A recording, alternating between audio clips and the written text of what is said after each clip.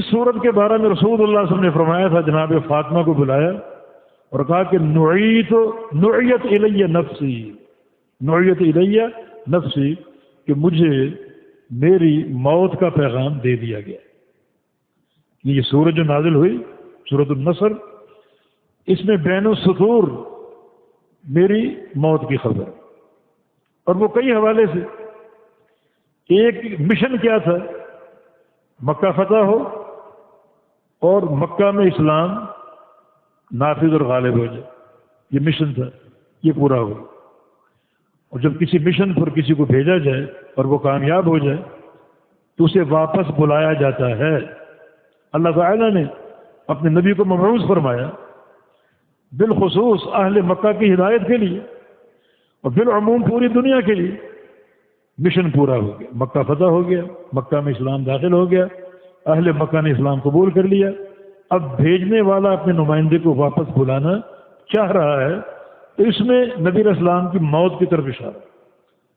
اس لیے نبی علیہ السلام جب یہ صورت پڑھی صحابہ کرام پر، سارے صحابہ جمع تھے، حج کا موقع تھا، 1,00,000 سے زائد صحابہ کی تعداد تھی، اور صحابہ خوش ہوئے کہ مشن مکمل ہو گیا۔ مگر بعض صحابہ جن میں عباس کا نام ہے، ابوبکر صدیق کا نام ہے اور عبداللہ بن عباس کا نام ہے، وہ رونے لگ گئے۔ لوگوں نے کہا کہ کیوں رو رہے ہو؟ یہ دن تو یعنی ایک شادمانی کا دن ہے، اللہ تعالیٰ نے یہ نوید دے دی، مکہ فتح ہوا اور لوگ جو دین اسلام میں داخل ہو گئے، یہ تو شوکت اسلام اور عظمت اسلام کا دن ہے، آپ کیوں رو رہے ہیں؟ تاکہ اس سورہ مبارکہ میں اللہ تعالیٰ نے رسول اللہ صلی اللہ علیہ وسلم کو واپس بلانے کی خبر دی۔ مشن پورا ہو، اب بھیجنے والا اپنے نمائندے کو واپس بلا رہا ہے۔ اس لیے فرمایا نعیت الی نفسی، کہ مجھے میری موت کا پیغام دیا گیا ہے۔ عبداللہ بن عباس کا قول ہے کہ اخبر اللہ تعالی رسولہ بحضور اجلہ، اللہ تعالیٰ نے اپنے رسول کو ان کی وفات کے وقت کے حاضر ہونے کی خبر دی کہ آپ کا وقت وفات، وقت رحلت آپ کا قریب آ چکا ہے۔ دوسرا اشارہ اس امر سے ہے کہ فسبح بحمد ربک واستغفر۔ اب آپ نے کثرت سے 3 کام کرنے، امت کے ساتھ آپ نے 23 سال گزار لیے امت کی رہنمائی کے لیے، ان کی ہدایت کے لیے۔ اب جو باقی دن رات بچ گئے ہیں، ان میں آپ نے کثرت سے اپنے رب کے ساتھ تعلق قائم کرنا، اور یہ 3 اذکار آپ نے اختیار کر لینے۔ ایک اللہ تعالیٰ کی تسبیح، سبحان اللہ سبحان اللہ سبحان اللہ پڑھنا۔ دوسرا اللہ کی تحمید، الحمدللہ الحمدللہ، یا سبحان اللہ و بحمدہ، یہ اور بھی جملے جو حدیث میں وارد ہیں وہ آپ نے کثرت سے پڑھنے ہیں۔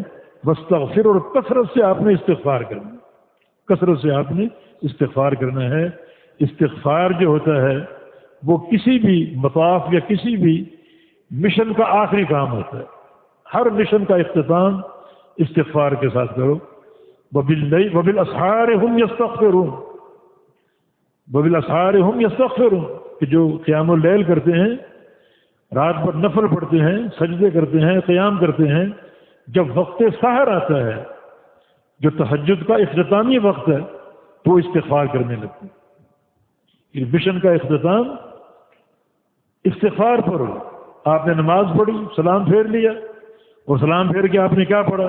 اللہ اکبر، استغفر اللہ استغفر اللہ استغفر اللہ۔ یہ نماز کا اختتام آپ نے استغفار سے کیا، تو اس میں بھی ایک اشارہ، ایک قرینہ آپ صلی اللہ علیہ وسلم کے انتقال کے وقت کے قریب ہونے کا، تو آپ نے کثرت سے استغفار کرنا ہے۔